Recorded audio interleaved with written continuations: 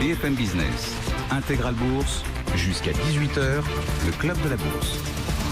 3 invités avec nous jusqu'à 18h pour commenter l'actualité tumultueuse des marchés en cette fin de semaine. Philippe Forny, directeur des gestions privées de BNP Paribas, est à nos côtés. Philippe, bonsoir. Bonsoir Grégoire. David Calfon, le président de Sanso Investment Solutions, nous accompagne également. David, bonsoir. Bonsoir Grégoire. Et Stéphane Déo, économiste et stratégiste de la Banque Postale Asset Management. Stéphane, bonsoir. Bonsoir.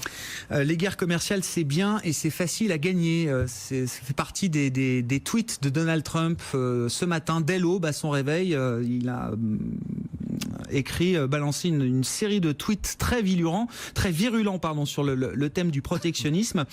Bon, qu'est-ce que vous inspire la situation et les annonces, les promesses qui sont faites de la part de Donald Trump depuis hier? Le marché semble prendre ce risque au sérieux, Stéphane Déo. Oui, c'est un très gros risque, je pense, parce que si vous voulez, depuis 10-20 ans, on a un changement très fondamental sur la façon dont les entreprises sont gérées. Elles utilisent ce qu'on appelle la chaîne de production mondiale, et donc il y a énormément de commerce international. Si vous commencez à taxer ça, ça veut dire que la localisation de la production, l'optimisation, etc., va se trouver impactée, et donc les bénéfices des entreprises vont énormément baisser.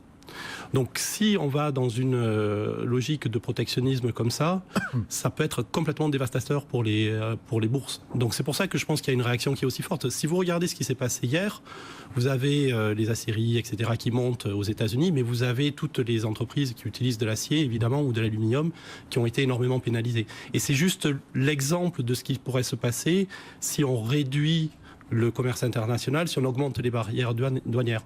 Vous auriez une productivité et donc une profitabilité beaucoup plus faible. Et avec les valorisations qu'on a à l'heure actuelle, le marché ne voudra plus payer ce prix-là. Et donc, ça peut faire très très mal. Ouais. Le risque protectionniste, il avait été relégué un peu au second plan depuis l'élection de Donald Trump, Stéphane Déo. Enfin, moi, je me souviens que c'était... Dès l'élection, les stratégistes disaient c'est le risque number one, la guerre commerciale avec la Chine. Et puis, c'est un risque qui s'était un peu évanoui. On était passé à d'autres sujets, on avait regardé d'autres sujets américains. Là, il revient en force, ce risque-là? Les stratégistes en parlaient, mais le marché n'y a jamais vraiment cru. C'est vrai. Si vous regardez ce qui s'est passé après l'élection de Trump, les secteurs qui ont le plus bénéficié de cette chaîne de production mondiale, la tech, l'industrie, etc., ont très très bien performé après. Donc en gros, le marché disait on n'y croit pas du tout, c'est tellement impossible, etc. Et là, ça revient effectivement très très vite. Ouais. Bon, est-ce que le marché a raison d'accorder de l'importance? Alors, on est au stade quand même des promesses de la part de Donald Trump, mais visiblement, il a l'air d'avoir envie d'y aller sur l'acier et l'aluminium, et pourquoi pas ne pas s'arrêter là. David Calfon. Alors effectivement, là où vous avez raison, c'est que le diable est toujours dans les détails, et dans l'application de ces affirmations lancées un petit peu à la volée, on peut toujours avoir des surprises, et cette fois-ci les annonces sont tellement catastrophiques que les surprises ne pourraient être que bonnes. Voilà, donc on va un petit peu attendre de voir les modalités d'application. Ce qui est embêtant là-dedans, c'est que Trump utilise une petite faille qui avait été laissée par l'organisme du commerce mondial, qui est de dire au titre de la sécurité nationale. Et donc c'est au titre de la sécurité nationale qu'il se permet de faire cela. C'est quelque chose qui a été très très rarement utilisé par les membres de l'Organisation du commerce international. Et à dessein. Alors là, ce qui est ironique, c'est de voir qu'il invoque la sécurité nationale, alors que l'essentiel de l'acier provient d'une nation... Je ne sais pas si ça lui fait peur, mais ça vient du Canada. On ne peut pas dire que ce soit un ennemi juré des États-Unis, bien au contraire. Donc l'idée d'avoir une raison de sécurité nationale là-dessus est compliquée. Voilà. Les plus gros fournisseurs d'acier pour les États-Unis, c'est Canada, Brésil, Mexique, Corée du Sud, Japon, Allemagne. L'Allemagne, oui, mais elle vient très loin même. L'Allemagne... Et la Chine, qui est toujours l'adversaire montré du doigt par Donald Trump. Enfin, la Chine, je parle sous le contrôle de Stéphane Déo, parce que c'est vous qui m'avez montré ce graphique ce matin, Stéphane. Oui. La Chine n'est même pas dans le top 10 des fournisseurs d'acier pour les États-Unis. Non, alors elle n'est pas dans le top 10, et c'est pas mon graphique, c'est le graphique de l'administration Trump. Ah oui. C'est un rapport qu'on lui a montré il y a 2 mois. D'accord. Donc, mais il a certainement la mémoire courte, parce que s'il avait un petit peu plus de mémoire, il se souviendrait qu'il a un prédécesseur, Bush, qui en 2002 avait fait exactement la même chose. Oui. Et ce qui est amusant, c'est de voir les conséquences. C'est que ce qui s'était passé, c'est qu'effectivement, il y avait eu des emplois qui avaient été préservés dans le secteur de l'acier dans un premier temps. Le deuxième effet, c'est que tous les consommateurs d'acier c'était tout simplement délocaliser pour échapper à ces mesures. Net, l'économie américaine avait perdu des emplois. Ouais. Ça avait été destructeur. 200 000 emplois avaient été perdus. Oui. C'est des estimations que j'ai vues effectivement là sur cette période, courte période d'une vingtaine de mois où les tarifs sur l'acier avaient été montés à 30%. Vos commentaires par rapport à ça, Philippe Forny? Moi, j'ai plein de questions évidemment. Bon, est-ce que le risque est crédible? Est-ce que le marché a raison de repricer un peu ce risque protectionniste? Est-ce qu'il y avait un peu de complaisance par rapport à ça? Alors, je pense qu'effectivement, il faut rester prudent parce qu'on est sur des déclarations un peu à l'emporte-pièce, c'est le moins qu'on puisse dire. Quand on parle par tweet, c'est l'emporte-pièce. Et puis j'ai un précédent assez récent en tête avec l'affaire Bombardier-Boeing, où il y avait quand même eu une velléité, déjà l'attaque vers le Canada, puisque Bombardier c'est canadien, et que Boeing avait essayé de bloquer des mouvements entre Bombardier et d'autres fournisseurs. Et en fin de compte, cette mesure qui avait été promulguée, elle a été cassée par un tribunal américain. Donc il faut quand même être très prudent dans ce domaine-là. Je pense que les marchés avaient un peu perdu de vue tout ça, c'est vrai. Hein. Ils étaient plutôt focalisés sur les suites de la réforme fiscale, hein. Peut-être avec un peu de complaisance d'ailleurs, on en reparlera peut-être tout à l'heure. Hein. Aujourd'hui, ils reviennent un petit peu. Alors, je pense que la question est quand même fondamentale, parce que, comme on l'a dit tout à l'heure, c'est un changement de paradigme au niveau international, si on entre là-dedans. Donc, on rentre sur une terre un peu inconnue, quelque part. En tout cas, mal défrichée depuis fort longtemps. Et donc, pour toutes ces raisons, le marché a des raisons de s'inquiéter, de se poser des questions. Néanmoins, on voit tout de suite que des rétorsions immédiates dans tous les sens sont possibles. Et qu'on est un peu dans l'équilibre de la terreur, quelque part, si on prend des similitudes avec la guerre froide.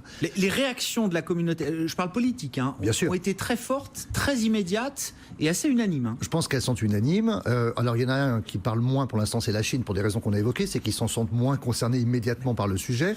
Mais ils ont quand même fait une remarque hier en disant qu'après tout, ils pouvaient aussi taxer l'entrée du soja américain sur le territoire chinois. Et je pense que les producteurs de soja américains vont apprécier également. Et les pressions des lobbies aux États-Unis restent quand même très importantes.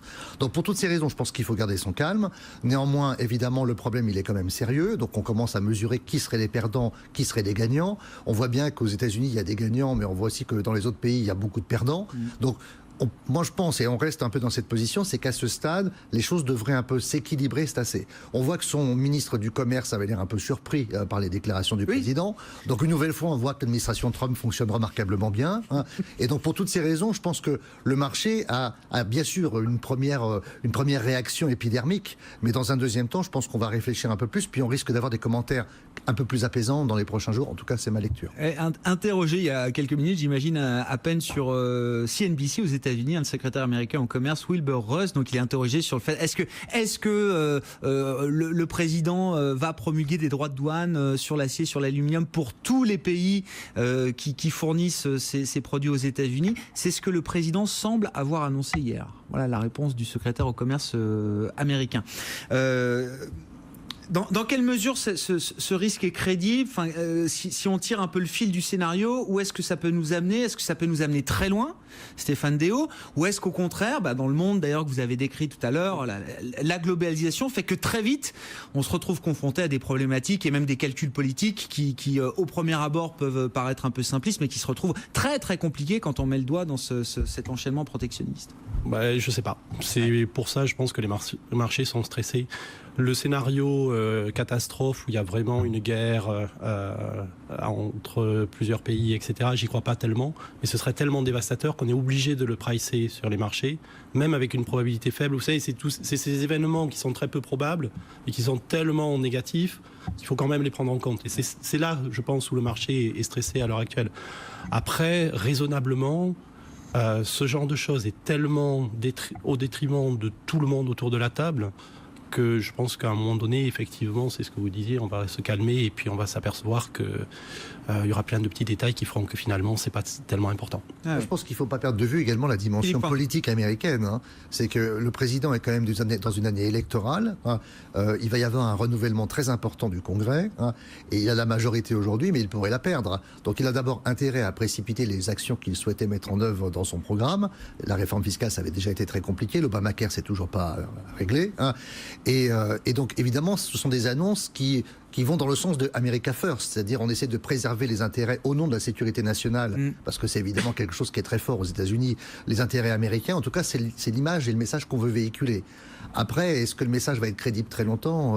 Ça paraît tellement intempestif, tellement peu mûri et peu réfléchi, que évidemment les réactions mondiales peuvent complètement contrecarrer le message. Mais même du point de vue du calcul politique, j'ai du mal à comprendre. Autant les baisses d'impôts, je comprends, autant là, l'ouvrier de Ford ou l'ouvrier de Boeing, il va être en première ligne face à ces tarifs douaniers. David Calfon. Grégoire, plus personne ne parle de port d'armes. Plus personne ne parle de tuerie, de vente d'armes en vente libre, etc. Donc, il a détourné l'attention. Il était un peu sous pression quand même ces derniers jours, avec des événements très compliqués à gérer. Il a effectivement un besoin de remobiliser son électorat. C'est un sujet idéal. Donc, je pense qu'effectivement, le mobile de la politique intérieure américaine n'est pas à négliger. Bon, avec les élections midterms qui arrivent, on va marquer une pause, messieurs. Évidemment, on va continuer sur ce sujet, les événements de la semaine. Jérôme Powell aussi, d'ailleurs, on peut faire le lien, le protectionnisme et la politique monétaire. On voit d'ailleurs le dollar qui est reparti à la baisse depuis hier, après les annonces de Donald Trump, et des taux longs qui ont réagi plutôt en baissant sur l'annonce de Donald Trump hier, avant de se restabiliser aujourd'hui, de remonter autour de 2,85 pour le 10 ans américain. Les marchés actions, eux, restent dans une séquence compliquée, une semaine de rechute avec un CAC 40 qui plonge de 2,5% actuellement à 5130 points. BFM Business, Intégral Bourse, jusqu'à 18h, le club de la bourse. Nos invités avec nous jusqu'à 18h, Stéphane Déo, stratégiste de la Banque Centrale Asset Management, David Calfon, président de Sanso Investment Solutions, et Philippe Forny, directeur des gestions privées de BNP Paribas. Faisons le lien avec le marché de Donald Trump, le protectionnisme et le marché qui vit une semaine encore compliquée. Le risque protectionniste, là, est-ce que ça a été un prétexte, un catalyseur, du point de vue du marché, là, ou est-ce que c'est une menace sérieuse? C'est la question qu'on se posait. Est-ce que c'est un peu tout ça, d'ailleurs, au regard de la semaine compliquée qu'il y a eu sur les marchés encore aujourd'hui, Stéphane Déo? Je pense que si on reprend toute la séquence de la semaine, il y a aussi eu Powell, il y a eu Dudley qui a parlé aussi, il y a eu Yellen qui a parlé mardi. C'est un peu passé à la trappe, mais elle a parlé de surchauffe économique. C'est très très nouveau chez elle. Donc si vous voulez, il y a eu quand même pas mal d'événements. C'est intéressant ça. Elle est plus en poste, donc sa parole est plus libre.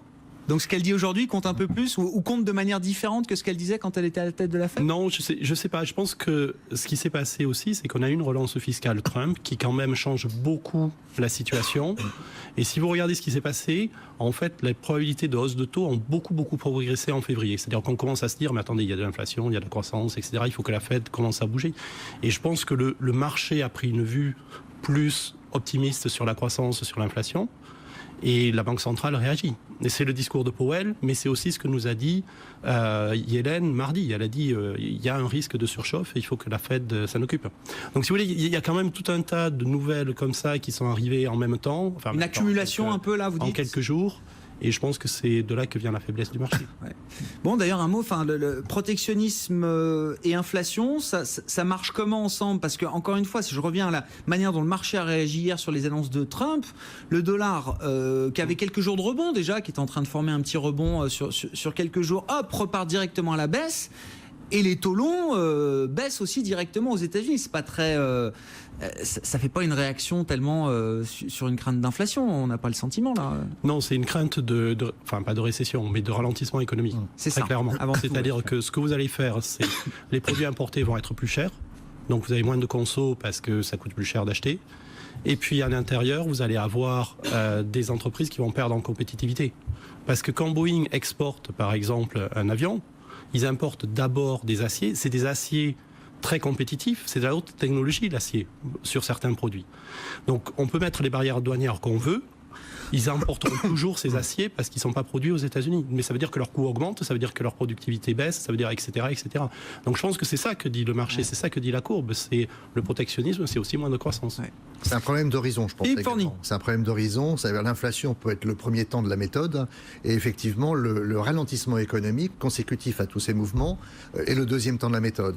Dans le premier temps de la méthode, effectivement, si vous réduisez la capacité d'importation parce qu'elle est découragée par des taxes, ça veut dire dire que les producteurs locaux aussi ont la capacité de monter leur prix davantage. Et donc ça veut dire, et ça rejoint un peu la question que vous posiez initialement, que dans un second temps, dans le même pays, ceux qui évidemment vont souffrir, ce sont ceux qui pourront plus produire à des conditions de prix avantageuses.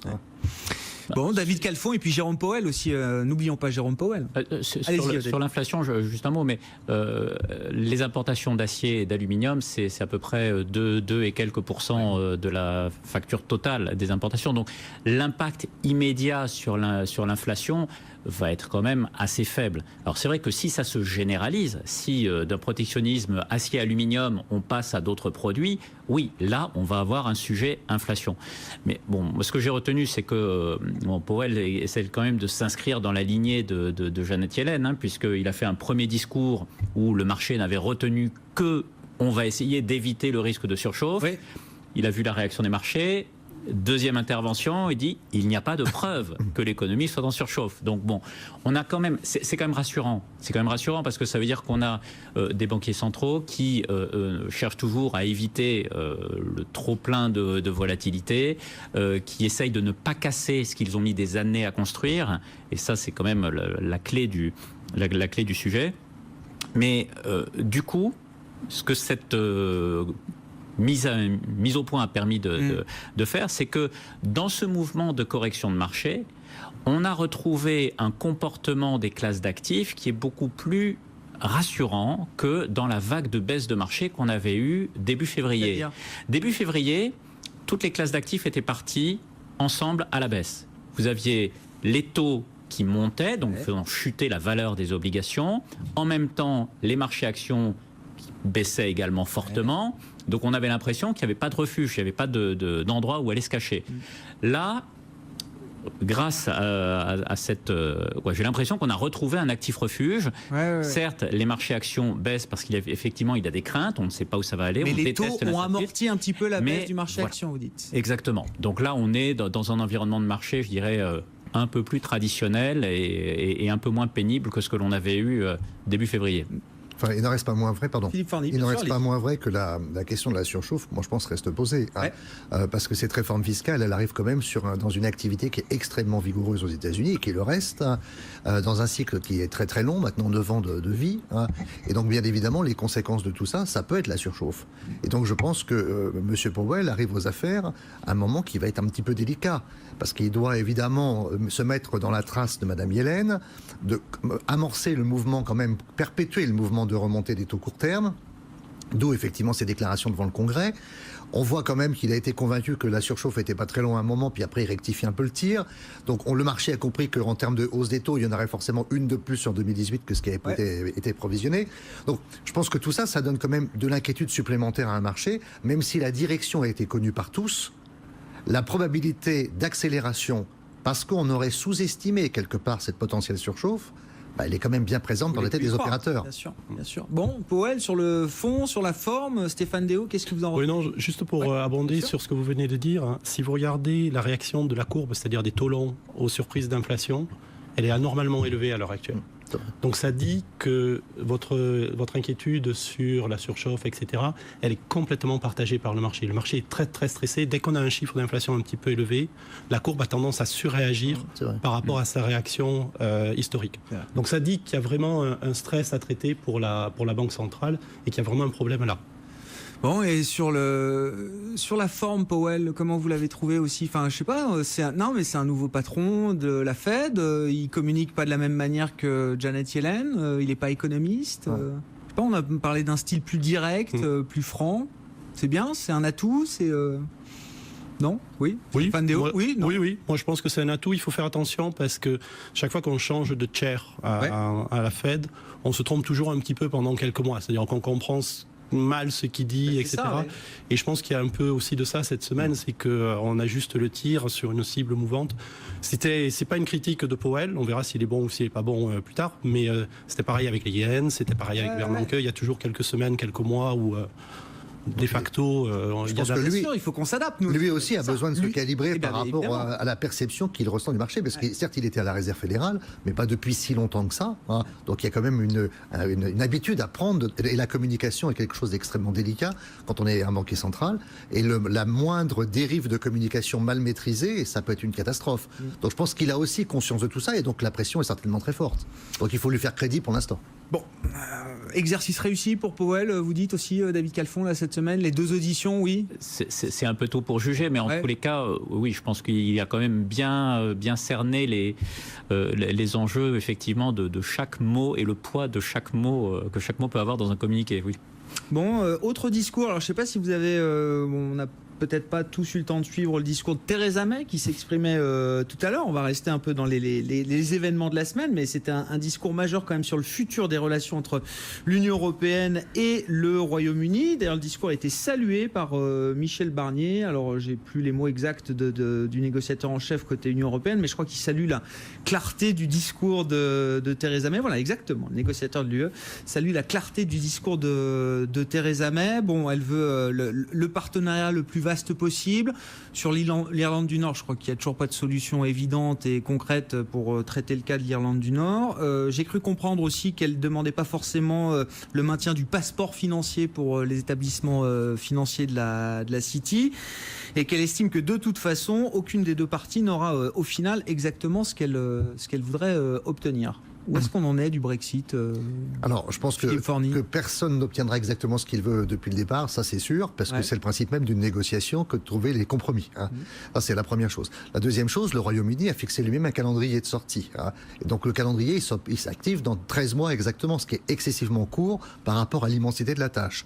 On attendait de Madame May, je pense que c'est ce qu'elle vient de faire, j'ai pas vu le détail du discours, mais c'est ce que vous disiez, on attendait de Madame May qu'elle soit un peu précise dans le détail, hein, puisque le reproche principal que faisait le négociateur européen, Michel Barnier, c'était effectivement qu'on n'avait que des intentions, des bonnes intentions, etc.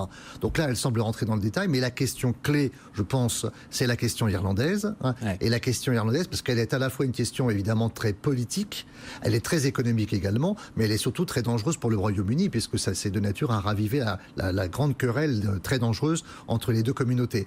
Et donc là-dessus, il n'y a pas vraiment de réponse, à mon sens, très précise.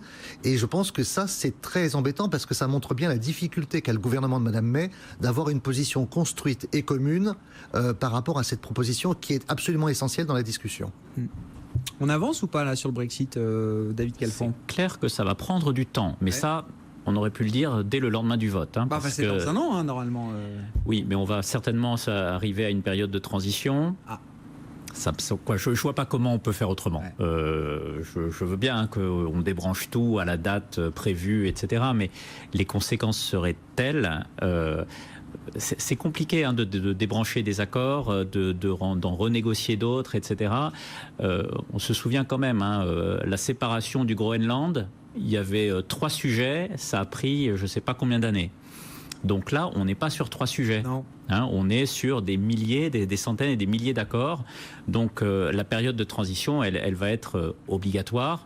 Donc bon, je pense que le calendrier est ce qu'il est, mais je pense que tout le monde autour de la table, si tant est que les intentions vont dans la bonne direction, parce que c'est vrai que si jamais Theresa May adoptait une attitude dure, la tentation serait assez forte hein, de dire bon bah ok, vous l'avez voulu, bonne chance. Merci, au revoir quoi. Voilà. Mais si on se dirige, et j'ai quand même l'impression que c'est quelque part, ce que Theresa May est en train de faire, hein, c'est de dire voilà, ça va être plus large, on va essayer de faire ça calmement, doucement, etc. Bon, il serait quand même de bon ton d'avoir une période de transition un peu plus longue. Bon, on rentre dans la phase la plus difficile, là, évidemment, hein, la relation commerciale à venir. Stéphane Déo, ça va pas être de tout repos. Est-ce que le marché est un peu complaisant aussi par rapport à ça? Alors, sur les actifs britanniques, évidemment, ça réagit à chaque fois très fortement, mais nous, en Europe, zone euro, on se sent plus du tout impliqué dans cette situation d'une certaine manière. Je pense que la date butoir est quand même assez loin pour l'instant. Enfin, assez loin. Pour les marchés. Pour les marchés. C'est 2019, mai 2019, c'est ça c'est mai 2019. Oui et non. C'est fin mars 2019. Fin mars 2019. Oui et non, parce que c'est fin mars 2019, mais il faut que l'accord soit ratifié avant. Oui. Donc, oui. Et ça va prendre du temps parce qu'il y a quand même du monde en Europe, donc il y a pas mal de parlements qui doivent parler, etc., etc. Donc en fait, c'est beaucoup plus tôt. Mais ça veut dire qu'il faut un accord d'ici la fin de l'année. Je pense que pour les marchés, c'est pas quelque chose qui est par rapport à Powell, par rapport à Trump, c'est pas le sujet qui fâche à l'heure actuelle.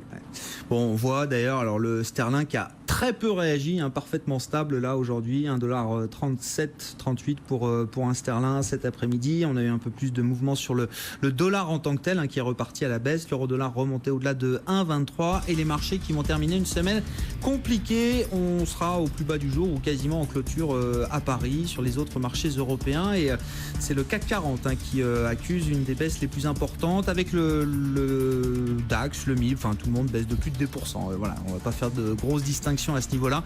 Le CAC moins 2,35%, 5138 points, quelques rescapés mais ils sont rares. Un Valeo qui se reprend un petit peu, plus 0,2%. Bonduelle aussi, sanctionné hier après ses résultats semestriels et puis il y a une conférence avec les analystes qui a permis d'expliquer un petit peu la situation. Le titre Bonduelle reprend 5% aujourd'hui et puis l'envolée du jour, groupe Eurotunnel qui accueille avec enthousiasme un nouvel actionnaire au capital, les autorités italiennes Atlantia qui récupère un peu plus de 15% du capital et les deux parties sont très contentes de ce nouveau partenariat capitalistique. Eurotunnel accueille avec enthousiasme, je le disais, ce nouvel actionnaire et Atlantia est très très content de récupérer cette participation de plus de 15%, d'avoir cette exposition sur le marché britannique. Atlantia qui n'a pas d'autre ambition que de rester un actionnaire à hauteur d'un peu plus de 15% de groupe Eurotunnel. Le titre bondit de plus de 10% cet après-midi et puis Lafarge Holcim après ses résultats plus que moyens baisse de 8%, plus forte baisse du CAC 40 aujourd'hui. Le CAC qui va terminer sur un repli marqué de plus de 2%, 5140 points en attendant la clôture définitive. Fin de séance sur les marchés européens. On va clôturer évidemment cette semaine avec nos invités en plateau avec nous jusqu'à 18h et Alexandre Baradez qui va nous accompagner pour la clôture. On aura la marque définitive du CAC 40 dans quelques instants, mais quand même c'est un petit bouillon qu'on prend en fin de semaine, moins 2,4% actuellement, 5136 points pour l'indice parisien. C'est à peu près la même sanction pour les autres marchés européens et Wall Street qui est encore dans le rouge après déjà avoir accumulé 3 séances de baisse consécutives. Voilà pour le panorama de cette fin de semaine. Alexandre Baradez avec nous donc en duplex, chef analyste chez IG, semaine de rechute. Alexandre, qu'est-ce que vous retenez effectivement des mouvements de marché de ces derniers jours ? On retient surtout que c'est Trump qui a fait bouger le marché en fait. Quand on écoute les deux interventions de Powell de la Fed, la première a été un petit peu suivie par le marché, mais il n'y a pas eu de réaction très véhémente sur les taux malgré une confiance affichée et le sentiment qu'effectivement on allait vers 4 hausses de taux. On a eu un membre du FOMC qui s'appelle Dudley également qui a expliqué que pour lui 4 hausses de taux c'était graduel, donc il n'y a pas eu de réaction épidermique des taux dans ce contexte-là. On est resté dans la zone des 2,90, on est même tombé un petit peu en dessous ensuite. Le dollar a fait un petit peu bouger, mais on ne peut pas constater que ce soit de très gros mouvements sur le dollar. Ça a plus bougé en fait hier et le dollar a surtout perdu du terrain hier et les taux également après les propos de Trump. Donc c'est vraiment Trump qui a fait la phase de volatilité sur les marchés en cette fin de semaine. On a un VIX qui évolue actuellement aux alentours de 25, c'est-à-dire plus 10% par rapport au niveau d'hier et grosso modo on était monté à 50 sur la phase de stress précédente, retombé à 15 et alors remonte à 25. Donc c'est quand même une volatilité qu'il faut observer. Est-ce qu'on est sur des niveaux dangereux techniquement? Il faut quand même se méfier, mais comment dire, le sentiment, c'est que on voit de son côté le secrétaire au commerce tente de désamorcer un petit peu ça. Wilbur Ross indique que c'est un peu une tempête dans un verre d'eau, qu'il y a un peu d'hystérie autour de tout ça, que les États-Unis sont le pays le moins protectionniste de ce côté-là. Il rappelle quelques chiffres. Enfin voilà, on a l'impression que du côté de l'administration US, c'est censé passer comme une lettre à la poste. On voit évidemment que de son côté, l'Europe va réagir. La question aussi, c'est est-ce que c'est de nature à faire déraper la tendance précédente, qui était une tendance haussière sur les marchés, qui a ensuite corrigé. On a expliqué pourquoi à plusieurs reprises. Mais est-ce que on est réellement dans un début de quelque chose durable, long terme, ou en tout cas sur plusieurs mois, voire trimestres de correction, ou est-ce que c'est juste une étape de quelques semaines correctives? J'entendais vos invités en parler précédemment. Ce qui s'est passé aujourd'hui, le discours de Theresa May est intéressant, ou la réception qu'en fait l'Union européenne, et notamment Barnier, est intéressante, parce que Barnier dit de la clarté sur la question de l'union douanière notamment, et surtout quelques lignes qui nous permettront de définir, de tracer les contours d'un futur FTA, donc d'un accord de libre-échange. C'est plutôt intéressant de voir qu'il n'y a pas eu de fin de non-recevoir de Barnier. Donc, vous l'avez dit, la livre bouge pas tellement, mais quand même à surveiller parce qu'il y aura encore un discours lundi prochain de Theresa May. et surtout on a un gros week-end électoral devant nous. Donc, je veux dire, il peut y avoir un sentiment très négatif en fin de semaine. Si ça se passe bien en Italie ce week-end, si ça se passe bien en Allemagne au niveau des membres du SPD, et si sur la question du Brexit, on voit que ça commence à converger un peu dans les jours qui viennent, il n'est pas dit que ça dure forcément très longtemps. Donc, je n'essaie pas de faire preuve de trop d'optimisme, mais je dis simplement, on est dans une phase que le marché a déjà visitée sur le choc précédent. Ça peut être une réplique. Pour moi, c'est une zone où, d'un point de vue trading pur, il n'y a pas grand-chose à faire. Même si certains vendent, tant mieux pour eux, mais je ne suis pas convaincu, si vous voulez, il n'y a pas des signaux dans macro et autres qui me permettraient de dire avec affirmation, ça y est, là, ça commence à déraper sévèrement et pour de bon. Donc voilà, je reste quand même assez prudent sur les phases un peu épidermiques court terme de fin de semaine. Mais Alexandre, on s'interdit pas d'être optimiste, hein. Il n'y a pas de problème, même si on perd 2,5% aujourd'hui. Non, mais justement, c'est la question, c'est toute la question là. Est-ce qu'il faut repasser un peu plus positif sur le marché? Bon, on va avoir la clôture définitive du CAC 40 dans quelques instants. On notera quand même des sanctions lourdes encore. Ça a été le marqueur de toute la campagne de résultats, hein. La moindre déception était très lourdement sanctionnée, et pour que des résultats ou des perspectives soient achetés, il fallait vraiment de très très bonnes surprises. On va dire que les résultats publiés juste en ligne ont été snobés, voire vendus par le marché. Donc il fallait vraiment des croissances très supérieures à ce que le marché attendait pour que les résultats soient salués. J'ai l'exemple en tête de Téléperformance qui était avec nous hier dans Intégral Bourse. Voilà, croissance organique de 9%. Là, il n'y a rien à dire, et on a vu le titre qui montait de 3-4% sur la publication. En revanche, quand on passe des charges, quand on annonce des pertes et quand on livre des perspectives de croissance un peu mollassonnes, eh bien effectivement ça ne suffit pas. C'est l'exemple de Lafarge-Holcim aujourd'hui qui chute de près de 8%. Plus forte baisse du CAC 40 donc en clôture ce soir. Les secteurs liés à l'acier évidemment qui ont été impactés en Europe. ThyssenKrupp en Allemagne perd plus de 4%.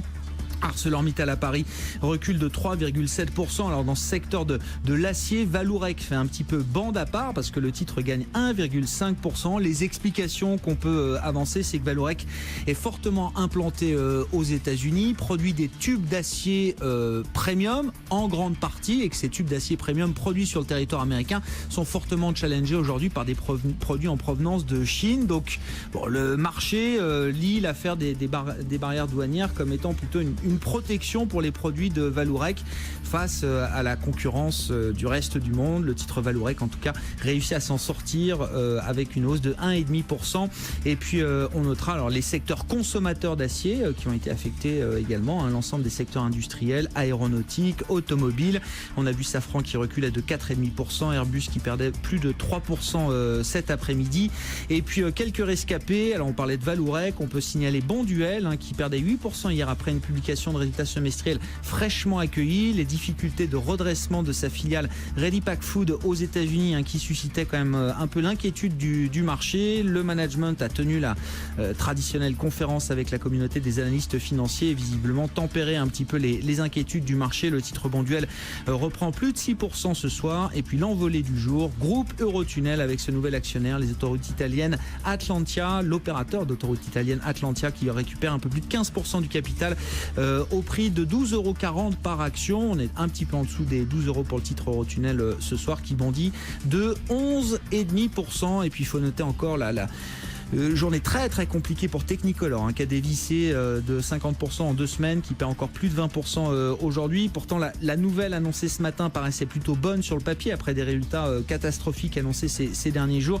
Technicolor cède son activité de licence de brevet pour une valeur grosso modo de 500 millions. C'est à peu près ce que les analystes avaient en tête, sauf que l'opération est jugée quand même très complexe du point de vue de la mise en œuvre, avec un paiement initial en cash qui est très très faible, d'un peu plus de 150 millions je crois, et le titre Technicolor qui n'en a pas fini de plonger baisse encore de plus de 20% ce soir. On était à plus de 3 € il y a encore 2 semaines et on est à moins de 1,50 € désormais sur le titre Technicolor. Voilà pour les quelques grands mouvements du jour sur les marchés actions en Europe et en France. Le dollar qui est reparti à la baisse, l'euro-dollar qui va terminer cette semaine au-delà de 1,23, $1,2317 pour 1 €, et le CAC à l'arrivée ce soir moins 2,39% à 5136 points.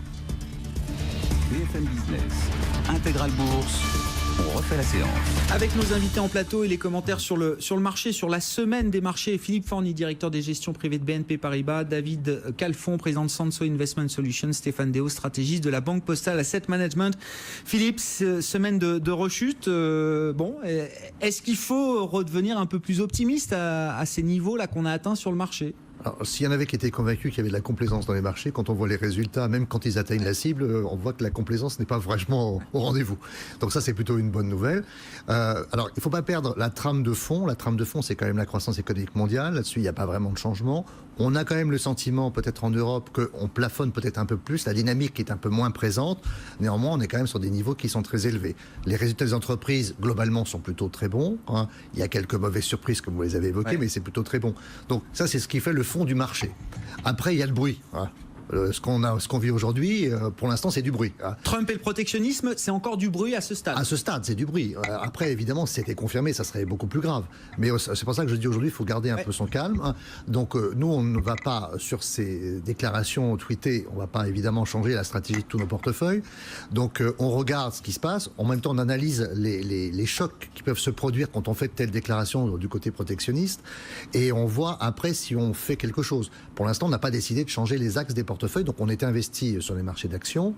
On considère que la croissance est au rendez-vous, qu'elle va rester là, et qu'en conséquence, c'est favorable au marché d'actions. Voilà le scénario un peu général. Bon. On rachète ou pas Je pose la question un peu plus directement. David Calfon. Non, mais c'est vrai, je sais pas, on a perdu 3-4% peut-être sur la semaine.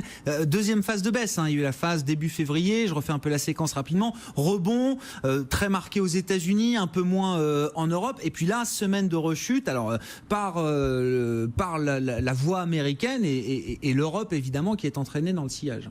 On revient dans des zones qui sont intéressantes. Tout simplement parce que on a quand même eu au niveau de la dynamique bénéficiaire des améliorations très nettes. Si on regarde le marché directeur, c'est-à-dire les États-Unis, depuis le vote de la réforme fiscale, on a quand même des prévisions de bénéfices qui ont augmenté d'à peu près 8%. Pendant ce temps, donc ça a très nettement détendu les valorisations.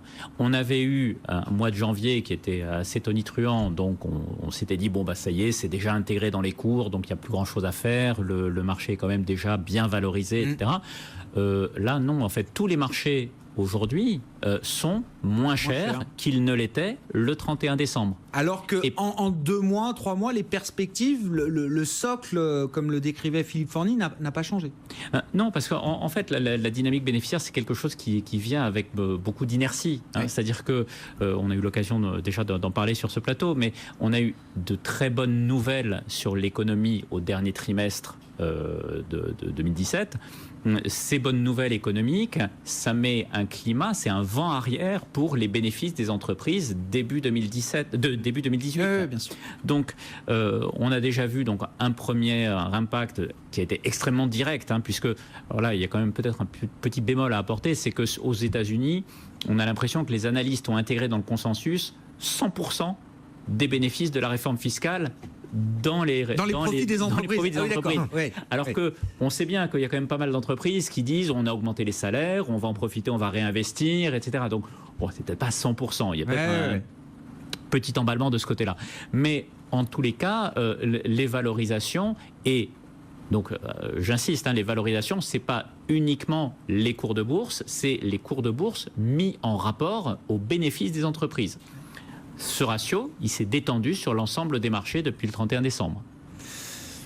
Vos commentaires, Stéphane Déo, est-ce que la photo, elle reste belle pour l'investisseur en action notamment, ou est-ce que l'image commence à s'affadir un petit peu là ? La photo macro et micro, oui, je trouve qu'elle est toujours belle. Pour moi, il y a 2 gros risques macro, c'est toute l'histoire d'inflation, de surchauffe, etc. On en a parlé, c'est pas très crédible à l'heure actuelle. Dans 6 mois, dans 1 an, ce sera très certainement un sujet à parler, mais pour l'instant, c'est probablement trop tôt. Donc pas trop vite partir là-dessus, vous dites ? Non, pas encore. Okay.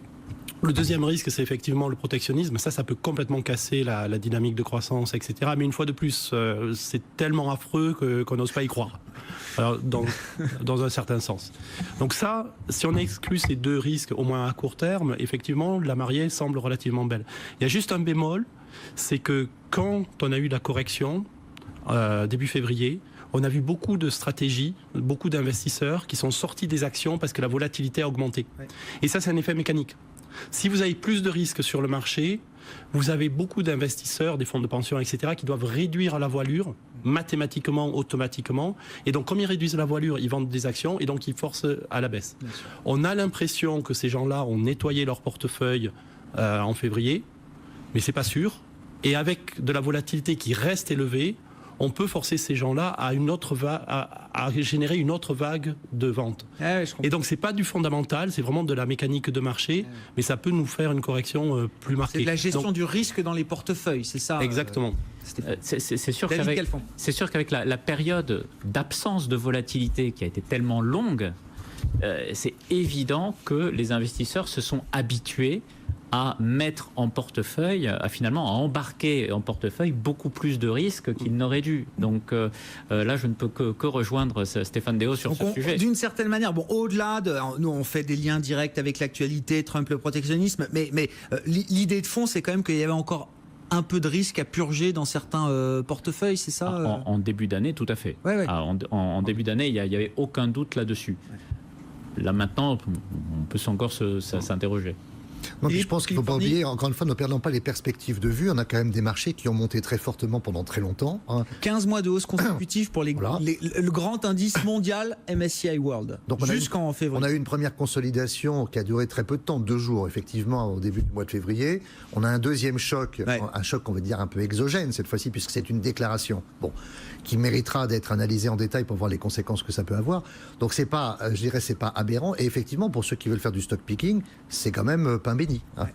Ouais, effectivement, on voit quelques dossiers qui s'en sortent comme ça, qui arrivent à passer à travers les gouttes au gré des nouvelles et des annonces, des bonnes nouvelles. Mais bon, il en faut beaucoup quand même pour que les nouvelles soient accueillies positivement aujourd'hui par le marché. Voilà. Je parlais de Téléperformance, ils étaient avec nous hier. Le titre prend encore 1,5%. Donc voilà, c'est aussi une manière de récompenser les bons élèves dans des marchés qui sont compliqués aujourd'hui. En clôture, le CAC, moins 2,4%, 5136 points. Coup d'œil sur les marchés américains. Sabrina, on vous retrouve en duplex depuis le Nasdaq. Un mot de Wall Street, Sabrina, ça baisse, mais on va dire que ça n'accélère plus à la baisse. Non, effectivement, on reste sur un range aux alentours de 300, allez 400 sur les plus bas niveaux de la séance, mais pour le moment on est à 248 points. Sur l'indice Dow Jones, on perd 248 points, moins 1%. À 24 363 points, le S&P 500 7,3%, le Nasdaq vient même à l'instant, je ne rêve pas, non, le Nasdaq est en hausse, petite progression, c'est très léger, ça change toujours. 7182 points pour l'indice Nasdaq qui est désormais donc dans le vert, on verra si ça tient, bien sûr, mais on sent effectivement là que on se reprend un tout petit peu, même si on le sait et on le voit depuis ce matin, vous en parlez Grégoire, vous avez toujours cette rhétorique qui s'intensifie sur le domaine de cette guerre commerciale avec ce tweet de Donald Trump, le président américain. Mais oui, la guerre commerciale, c'est positif, c'est facile à gagner. Avec les secteurs, si on regarde un petit peu les valeurs qui se distinguent, on a beaucoup parlé des industriels, vous avez Boeing qui est sous pression depuis ce matin, moins 2,3%, GM, moins 1,4%, mais Ford repasse dans le vert, plus 0,3%, des valeurs qui avaient bien reculé après les annonces de Donald Trump hier, et puis encore beaucoup de résultats d'entreprises. On notera quand même Gap qui prend 7% après la publication de ces chiffres supérieurs aux attentes. Une baisse donc pour le Dow Jones, mais on réduit nettement les pertes. On a perdu jusqu'à 400% sur les plus bas, 400 points sur les plus bas niveaux de la séance. On se reprend, on ne perd plus que entre guillemets 255 points et le Nasdaq donc en progression.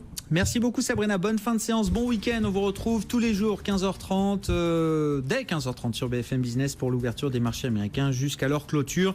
En Europe, à Paris, le CAC 40, je vous rappelle, qui baisse de 2,4% ce soir. On retombe sous les 5150 points, 5136 points. Une pause et on termine ce club de la bourse avec nos invités dans un instant. BFM Business, Intégral Bourse, jusqu'à 18h, le club de la bourse. Et 3 invités avec nous pour conclure cette semaine et prendre un petit coup d'avance là sur le week-end, dimanche 4 mars évidemment, résultat des référendums auprès des militants SPD pour valider ou non la grosse coalition en Allemagne, et puis bien sûr les élections législatives en Italie. David Calfon avec nous, président de Sanso Investment Solutions, Stéphane Déo, stratégiste de la Banque Postale AM, Philippe Forny, directeur de gestion privée de BNP Paribas. Intéressant le match Italie-Allemagne du point de vue des marchés. Le meilleur marché européen depuis le début de l'année, c'est encore l'Italie, qui est encore dans le vert depuis le 1er janvier, le seul marché en Europe, plus 0,5%. Et la pire performance, c'est le DAX allemand qui recule de près de 8% depuis le 1er janvier. Voilà, c'est au passage. Je ne sais pas si on peut faire le lien d'ailleurs avec ce qui se joue ce week-end de part et d'autre en Allemagne et en Italie. Philippe Forny, vos commentaires. Oui, alors je pense que déjà il y a un rattrapage de l'Italie parce que l'Italie était une situation difficile et l'Italie a quand même eu une croissance qui était sympathique, plus sympathique que ce qu'on avait pu craindre. Donc déjà ça justifiait le rattrapage qu'on évoque sur le marché boursier. Bon, je pense qu'aussi les marchés aujourd'hui ne sont pas très inquiets quant aux résultats. Alors peut-être qu'ils ont tort, on sait que les sondages parfois... Pour les deux, Allemagne et oui, Italie. alors pour les deux, absolument. Ouais, pour l'Allemagne, la chose semble entendue, donc il faut quand même être prudent, mais on semble tous penser que la nouvelle coalition va se former comme ça a été prévu. Évidemment, ça serait une très mauvaise surprise si ce n'était pas le cas, c'est clair, puisque dans ce cas-là, ça veut dire qu'on irait vers d'autres élections, et alors là, avec une perte d'influence du SPD vraisemblablement, et une très forte montée de l'extrême droite. Ça serait évidemment une très grosse inquiétude supplémentaire. Qu'on a vu devant le SPD dans un sondage. Oui. C'est ça. Du côté italien, je pense que les choses sont assez différentes. On a le retour, le Xème retour de M. Berlusconi avec une coalition qui va de l'extrême droite à la droite la plus extrême. Et on a effectivement la gauche qui est complètement distancée. M. Renzi n'a pas réussi à se refaire, visiblement. Le Macron italien ça n'a pas fonctionné. Et donc, on a le sentiment que la bonne nouvelle, c'est qu'on éviterait le mouvement 5 étoiles, le mouvement populiste. Donc, après tout, Berlusconi, tout le monde connaît. Donc, tout le monde a l'impression qu'évidemment, ça ne sera pas le président du Conseil, mais tout le monde a l'impression, quelque part, qu'il arrivera à driver tout ça formidablement bien. C'est le cavalier, tout le monde le sait. Et donc, pour toutes ces raisons, le marché n'est pas très inquiet. Bon, évidemment, on verra le résultat. Le marché a raison de s'en fiche. Voilà, pour l'instant, en tout cas. Par contre, si c'était le mouvement 5 étoiles, je pense que le marché, ça serait un choc. Bon, est-ce que le marché a raison de s'en fiche? Qu'est-ce qui vous inquiète le plus? Qu'est-ce qui vous rassure le plus sur l'Italie et l'Allemagne? Je trouve que ce qui est rassurant, c'est qu'il y a quand même une ligne de pensée qui a un peu quitté la campagne électorale, c'est la fameuse ligne de la sortie de l'euro. Ça a été ça paye moins. Ça a été très édulcoré. Alors, est-ce qu'ils ont pris exemple sur la campagne des élections françaises? Ils ont dû suivre un peu, voir comment ça se terminait. C'est un sujet sur lequel ça peut faire peur. Ça peut faire peur. Et donc, effectivement, ce sujet-là a quitté la campagne électorale. Parce que le risque systémique du point de vue du marché a disparu. Mais oui, c'était quand même ça la clé du sujet, parce qu'encore une fois, là, on n'était pas dans un pays qui devait sortir de l'euro pour des raisons financières, etc. Là, il y aurait eu, si jamais ça s'était matérialisé, il y aurait eu une volonté politique de sortir de l'euro. Et c'est encore jamais vu, incertitude, etc. Et donc là, ça aurait été un risque systémique extrêmement important. Alors pour en revenir à l'indice DAX par rapport à l'indice MIB, il ne faut pas aussi négliger la composition de ces indices en termes sectoriels. Dans le MIB, il y a quand même pas mal de valeurs bancaires. En Allemagne, c'est surtout des valeurs industrielles. Et c'est vrai que les banques, c'est l'un des secteurs que chez Sanso nous privilégions depuis quelques mois maintenant. C'est un secteur qui surperforme le marché depuis le début de l'année en Europe. Et c'est un secteur qui est encore porteur, puisque dans un contexte de reflation, de repentification de la courbe des taux et d'économie porteuse, c'est un secteur qui devrait quand même continuer à bien se comporter. Stéphane Déo, vos commentaires, et puis on conclura avec vous sur Italie-Allemagne. Qu'est-ce qui rassure, qu'est-ce qui inquiète?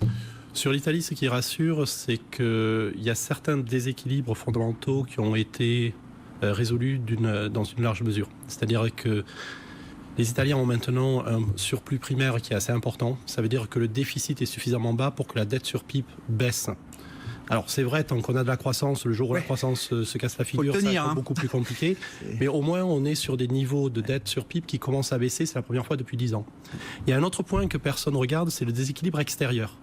Ils avaient un déficit de la balance des paiements qui était très élevé il y a encore 5-6 ans. Ça veut dire que chaque année, ils empruntaient à l'extérieur. Là, ils ont un surplus de l'ordre de 2,5% du PIB. Ça veut dire que chaque année, ils remboursent la dette extérieure. C'est très important pour l'équilibre d'une économie à moyen terme. Donc il y a quand même quelques gros grosses masses qui ont changé en Italie. Alors, je ne suis pas en train de vous dire que tout va très bien, Madame la Marquise, mais il y a quand même des progrès qui sont tout à fait notables. Bon.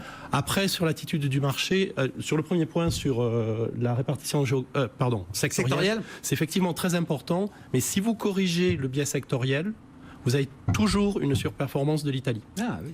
Donc ça veut dire qu'il y a vraiment quelque chose comme un optimisme et c'est pas juste depuis 2 mois, hein. Enfin, non, déjà l'an passé, c'était le meilleur marché européen déjà. Ouais. Donc il y a très clairement un effet banque, mais il y a aussi un effet Italie sur le MIB. Sur ces grandes masses, là, vous dites qu'ils sont un peu moins négatives. Je pense qu'il y a ça. Et puis le dernier point sur la zénitude du marché pour les élections, je pense que simplement quand l'économie va bien, que vous ayez un gouvernement bancal, pas de gouvernement, c'est pas très très grave.